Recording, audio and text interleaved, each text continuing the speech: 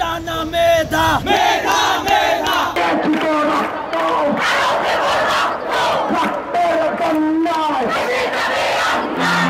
10 জুলাই 2024 বাংলা ব্লকেটে কার্যত স্থবির হয়ে পড়ে সারা দেশ। সরকারি চাকরিতে কোটা ব্যবস্থা বাতিলের দাবিতে বৈষম্য বিরোধী ছাত্র আন্দোলনের ডাকে সকাল সন্ধ্যা চালানো হয় দেশব্যাপী অবরোধ কর্মসূচি। ঢাকা বিশ্ববিদ্যালয় সহ বিভিন্ন শিক্ষা প্রতিষ্ঠানের শিক্ষার্থীরা সকাল থেকেই রাজধানীর শাহবাগ, ফার্মগেট, বাংলা মোটর, পল্টন সহ 25টির বেশি গুরুত্বপূর্ণ মোড়ে অবস্থান নেন। কারওয়ান বাজারে শিক্ষার্থীরা রেলপথ অবরোধ করলে দেশ জুড়ে রেল চলাচল বন্ধ হয়ে যায়।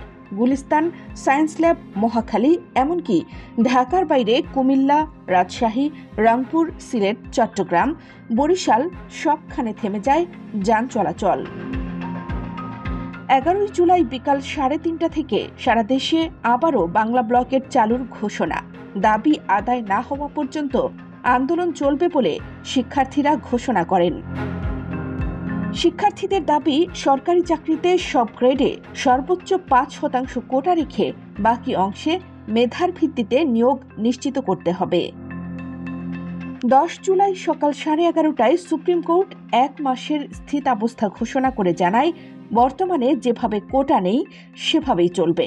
তবে শিক্ষার্থীরা তাতে সন্তুষ্ট নন। শিক্ষার্থীরা বলেন, তারা কোনো রাজনৈতিক দাবিতে রাস্তায় নামেননি।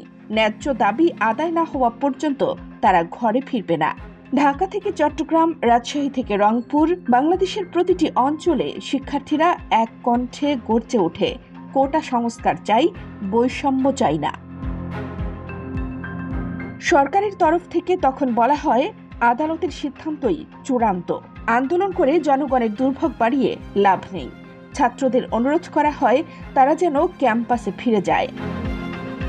অন্যদিকে তৎকালীন অ্যাটর্নি জেনারেল বলেন, কোটা বাতিল সংক্রান্ত পরিপত্র আপাতত বহাল রয়েছে, তাই আন্দোলনের আর প্রয়োজন নেই বলে মত দেন তিনি। তবে শিক্ষার্থীরা জানান, 11 জুলাই থেকে আবারও রাজপথে নামবে তারা। ব্লকেট চলবে দাবি আদায় না হওয়া পর্যন্ত। বাংলা ব্লকেটের আগুন থামছে না, আন্দোলন চলছে। দেশের রাস্তায় এখন ন্যায়ের লড়াই। কানিস ফাতেমা, নিপা, খবর সংযোগ।